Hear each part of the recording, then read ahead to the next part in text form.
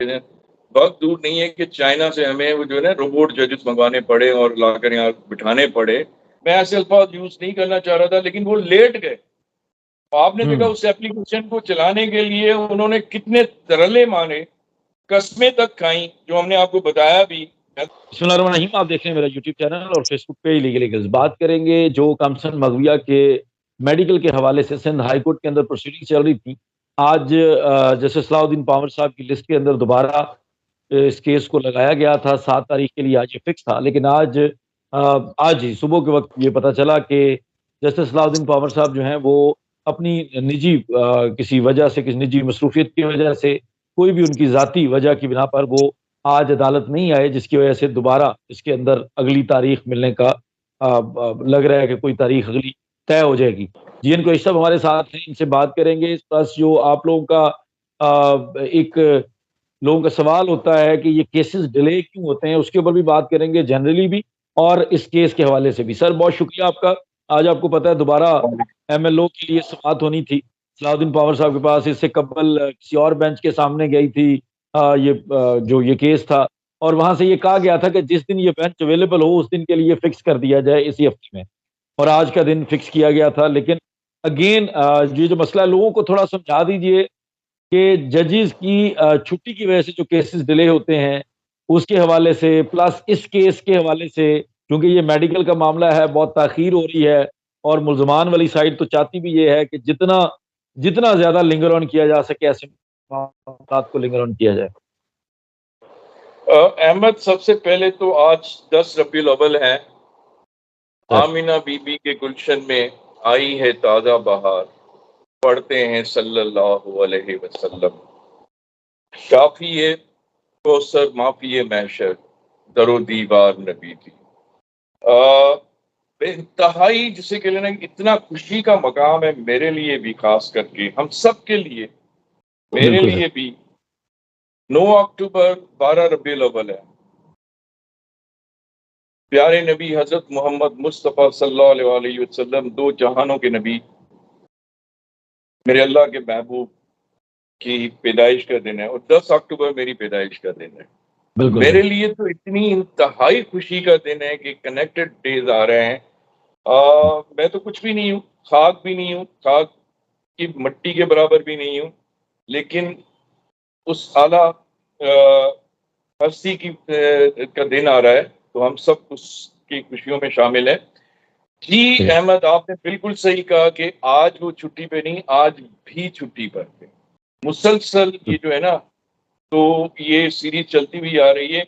कम से कम इन वीलॉग्स के जरिए जो आप लोग कर रहे हैं, हम भी आपके साथ बैठ के वीलॉग्स कर रहे हैं, और ये जो प्रोसीडिंग्स चल रही हैं, उससे अवाम को इतनी अवेयरनेस तो आ रही है कि वो जो परसेप्शन बना हुआ था पब्लिक में कि क्लाइंट्स का और वकील के दरमियान जो रिलेशनशिप है, और वकील शायद केसेस को डिले कर रहा होता है, वकील भी करता है, मैं ये नहीं कहता, मैं बरीउज़्ज़मा किसी को भी नहीं ठहरा रहा, वकील भी काफी सारे केसेस लेकर और वो डिले में कॉज बनता है।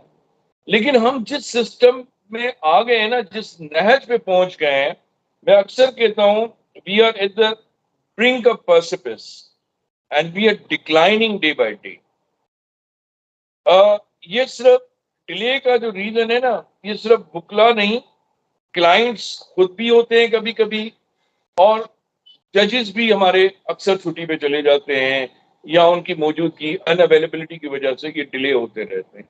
जब 3 मेजर एलिमेंट्स केस में टाइम टू टाइम अगर डिले करते रहेंगे, तो पूरे का पूरा केस जो है ना, वो किस तरह से, और आप इसमें देख रहे हैं अवाम के सामने ये सारी चीजें आ रही हैं। एमएलओ इटसेल्फ देखें, अपना अहमद, एमएलओ पहले ही करवा देना चाहिए था।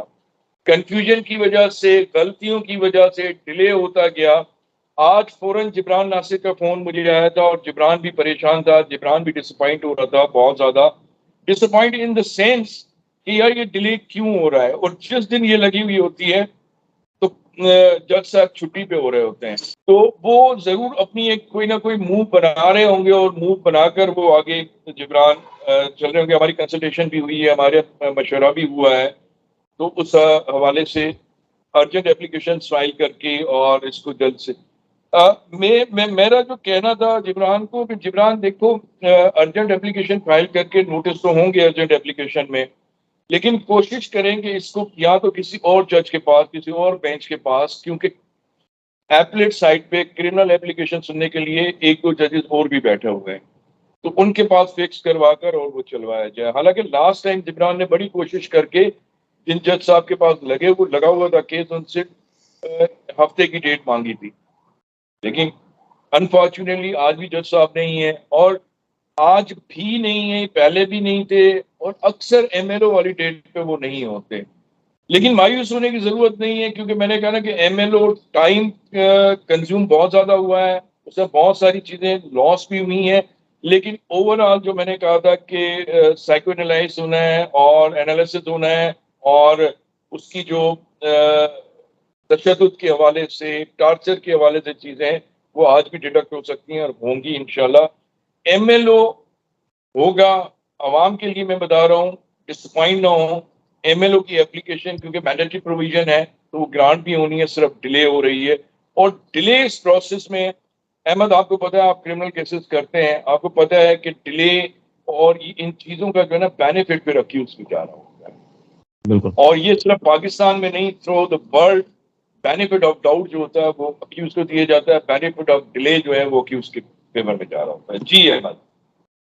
अच्छा सर, मसला ये है कि जो इस तरह की प्रोसीडिंग्स होती हैं, और ख़ासकर हमारे तो यहाँ एक दिन पहले पता होता है या जजेस का रोस्टर ऑलमोस्ट डिसाइडेड होता है, लेकिन ये अब थोड़ी-सी अनफॉर्चुनेट चीज़ है। मैं तनकीद नहीं कर रहा, लेकिन ख़ासकर ये बेंच जो है, ये एमएलओ के दिन ही क्यों इसमें डिले आ रहा है? बाकी चीज़ों में तो बेंच ने बड़े अच्छे से अर्जेंसी करके चीज़ों को टेक अप किया है, बाकी चीज़ों में उन्होंने बिल्कुल सही फ़ैसलाजात किए हैं। जो चीजें मुलजिम के हक में फैसला जाने से पूरे मुकदमे पे असर पड़ सकता था, वो मामला जल्दी सुने गए हैं, क्योंकि ये आम लोगों का सवाल है। एमएलओ के ऊपर ही उस दिन ही क्यों जज साहब की छुट्टी होती है? और लोग, मैं आपको बताऊं, लोगों के कमेंट्स होते हैं, हम लोग लिख देते हैं कि कल के दिन में ये प्रोसीडिंग्स होनी है, और लोग तंजीम से वाकिफ नहीं है, खास ओवरसीज लिख रहे होते हैं, देख लीजिएगा कल भी आपके जज साहब छुट्टी पे होंगे। मुझे गुस्सा भी आता है, मैं लोगों के ऐसे कमेंट्स को रिस्पॉन्ड नहीं करता, लेकिन बात तो उनकी सही है, परेशानी तो उनकी सही है, उनका कोई खदशा है तो वो भी सही हो सकता है फिर। यहाँ तक मैंने कमेंट्स पढ़े थे कि लोगों ने लिखा था कि अगर उनकी तबीयत सही नहीं है तो हम उनको फ्रूट और जूसेस वगैरह भेजें। देखिए, तनकीद नहीं है, ये हकीकत है जो हम बयान कर रहे हैं, और लोग पूछते हैं, और लोगों को रिस्पॉन्ड करना हमारी रिस्पॉन्सिबिलिटी है। ना सिर्फ ये पहले आ जाता है, हमें पता चल जाता है केसेस का, रोस्टर भी होता है, रोस्टर के अलावा भी अहमद आपको पता है आईटी के जरिए हमें इन्फॉर्म कर दिया जाता है, आईटी का पूरा डिजिटलाइज सिस्टम है, हमारे पास आ बिल्कुल जाती ऐसे, है, और जज साहब बिल्कुल नहीं ऐसे, मौजूद। इसमें इशू ये आ रहा है अहमद, इशू ये आ रहा है कि उन्होंने जो गेम खेला, उन्होंने जो प्ले किया ना, जिस वक्त बिल्कुल उन्होंने ऐसे। वो एमएलओ जो एडिशनल डिस्ट्रिक्ट सेशन जज ने अलाउ कर दिया था, जब उसको सस्पेंड करवाने के लिए गए तो पार्टली आर्ग्यूमेंट्स कर लिए। अच्छा, पार्ट आउट कर दिया तो पार्ट आउट का प्रिंसिपल ये है कि जिस जज साहब के पास पार्ट आउट हुआ है, पार्टली आउट हुआ है, तो वही जज उसको कंप्लीट सुनेगा। तो इसमें हम पहले भी कह रहे थे कि इसको डीपार्ट करवाया जाए सबसे पहले, कि भाई उन्होंने क्या किया कि वो पार्टली आर्ग्यू करके सस्पेंशन का ऑर्डर लेकर टाइम बिंग, और खुद गुम हो गए, खुद डिले करते भी रहे, कभी जज साहब के हवाले से। और आपने एक चीज नोट की होगी, एमएलओ के हवाले से जिब्रान नासिर एवरी डेट पे मौजूद होता है और तैयारी के साथ आ रहा होता है, लेकिन या तो उनके वकील साहब नहीं होते या कभी जज साहब नहीं है, तो ये डिले जो है ना, जिब्रान नासिर या इनकी तरफ से तो नहीं है, ये डिले वहीं से हो रहा है, और ये सिस्टम का है।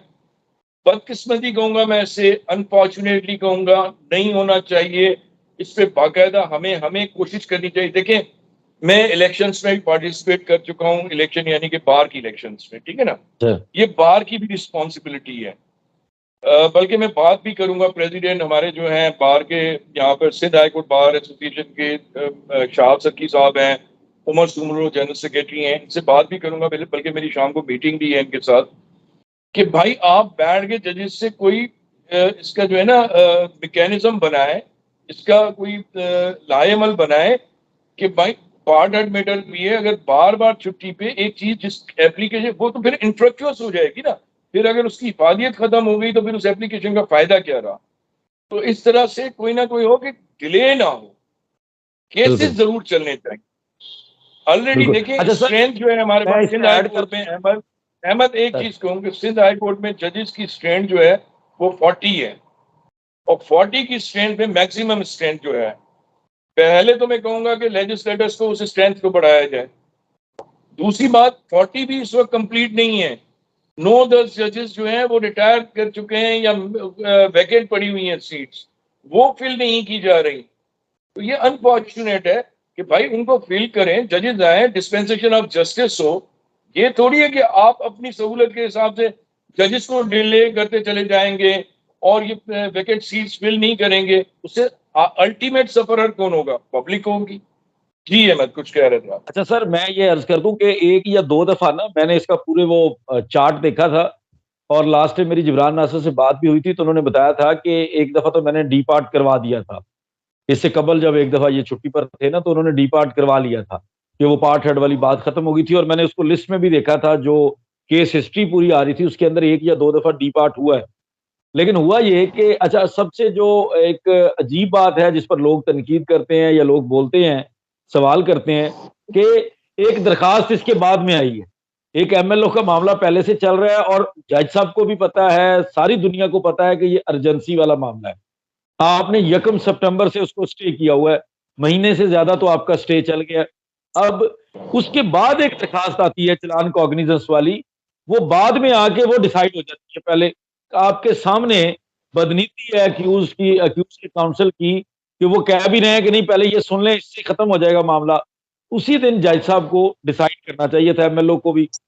सेकेंडली, जो आप जब लास्ट टाइम सारी प्रोसीडिंग चल रही थी, जब लास्ट टाइम पूरा मौका था, उस दिन पहले एमएलओ की प्रोसीडिंग क्यों नहीं की आपने? मतलब पहली बात तो ये कि अक्यूज फैसला कर रहा है कि मैं शहादत कौन सी अपने खिलाफ पसंद करूंगा, उसने चैलेंज किया हुआ है। दूसरी चीज ये है कि अक्यूज ये डिसाइड कर रहा है, अक्यूज का काउंसिल ये डिसाइड कर रहा है कि जो अर्जेंट मामला है उसको बाद में सुन ले, जो कम अर्जेंसी वाला मामला है उसको पहले सुन ले, जो आया भी बाद में है। तो ये तो गलत है ना सर, यहाँ पे तो अहमद हमारी इसमें जुडिशरी का रोल है ना। अहमद उसमें तो आपने देखा कि लीगल इथिक्स भी हमारे पास सब्जेक्ट है ना। लीगल इथिक्स या वो जो डेकोरम होता है, उन सब चीजों को बायपास करके, मैं ऐसे अल्फाज यूज नहीं करना चाह रहा था, लेकिन वो लेट गए।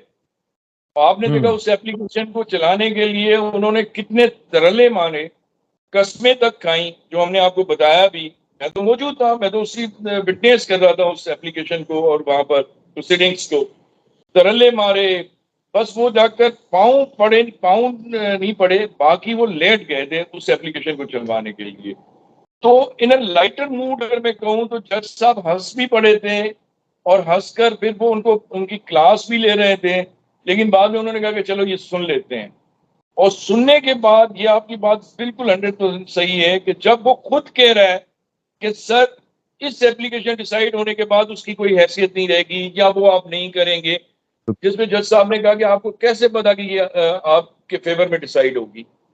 और ये स्टेटमेंट देने से वो कासिर था, वो हट गया, बल्कि अवॉइड कर गया कि जज साहब ने उनसे कहा था कि आपको याद है कि अंडरटेकिंग अच्छा है। आप लिखकर दें या आप स्टेटमेंट दें एट बार कि इस एप्लीकेशन डिसाइड होने के बाद आप उसको प्रेस नहीं करेंगे।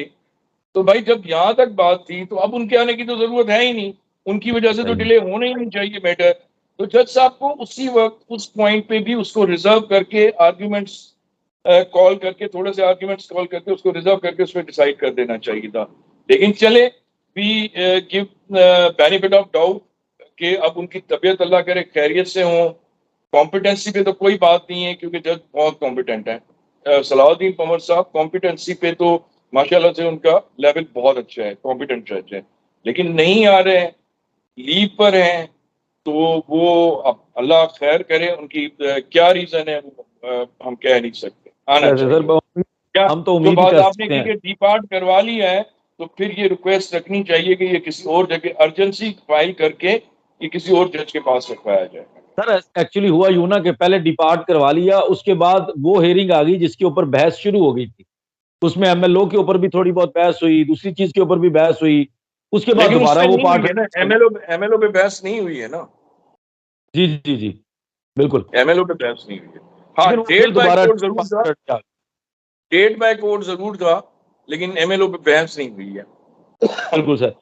तो सर बाकी तो उम्मीद ही की जा सकती है, ये मसले हम यहाँ भी फेस करते हैं। यहाँ हमें 3-3 बजे तक बैठने के बाद पता चलता है कि कौन से केसेस लेफ्ट ओवर हो गए हैं। हमारे कई जजेस जो है ना वो बहुत अच्छे थे, वो ये किया करते थे कि वो आके बता देते थे कि यार इस नंबर से इस नंबर तक वाले केसेस मैं सुनूंगा, बाकी केसेस वाले जो है ना वो अपना कोई और काम देख लें, उनकी बारी नहीं आएगी। ये छोटी छोटी चीजें हैं जो हमारी जुडिशरी के पार्ट के ऊपर मैनेजमेंट है, जुडिशल मैनेजमेंट है, उनकी अदालती मैनेजमेंट है, अगर वो कर लें तो उससे जो साइलीन है उनको इंसाफ की फराहमी भी जल्दी हो नहीं सकती है। अहमद, मुझे तो लगता है वक्त दूर नहीं है, जिस तरह से ये सीट्स वैकेंट पड़ी हुई हैं 9-10 जजेस की यहाँ पर, और जिस तरह से उनके पास जो जजेस अवेलेबल है, उनके पास 100 150 केसेस लगे हुए हैं, भाई उनसे मशीन वाला काम लिया जा रहा है। एक्सपेक्टेशन वक्त दूर नहीं है कि चाइना से हमें वो जो है ना रोबोट जजेस मंगवाने पड़े और लाकर यहाँ बिठाने पड़े। भाई किस तरह से ये कानून होगा? आप डिस्पेंसेशन ऑफ जस्टिस का कह तो दे दें, किस तरह से डिस्पेंस होगा जस्टिस? बिल्कुल आप जो एक मैक्सिमम रिक्वायर्ड स्ट्रेंथ है उसको भी पूरा नहीं कर पाए। मैं तो कह एग्जैक्टली रहा हूँ उसको अपना जो कहते हैं कि अपना लेजिस्लेटर्स होना चाहिए कि इसकी स्ट्रेंथ को बढ़ाना चाहिए। ठीक है, बिल्कुल। बहुत शुक्रिया सर। मजीद जो भी फिर अपडेट होगी एमएलओ के मामले में उसके ऊपर आपसे भी हम अपडेट लेंगे। शायद भाई भी उधर हैं, उनसे जी भी आप मालूम सुनिए। जी जी अहमद, कंटिन्यू करें। चलें। मैं नहीं सर, वाइंड अप करने लगा हूँ। जी जी वाइंड अप करते हैं क्योंकि 16-17 मिनट का हो गया, फिर इसमें से 1-2 मिनट वो ठीक वाला है, बीच ठीक से निकाल देंगे। चलिए सर, ठीक। बहुत शुक्रिया आपका। अब देखते हैं कि कब सलाउद्दीन पावर साहब जो हैं वो रिकवर होते हैं या वो अपनी कोर्ट के अंदर नजर आते हैं। और उम्मीद है कि जिस दिन एमएलओ की प्रोसीडिंग्स होंगी उस दिन भी वो अदालत के अंदर मौजूद होंगे बाकी दिनों की तरह। आपका बहुत शुक्रिया इंशाल्लाह। Sir. Majeed thank you, video में या लाइव के अंदर लोगों को अपडेट करेंगे। बहुत शुक्रिया। Thank you very, thank you.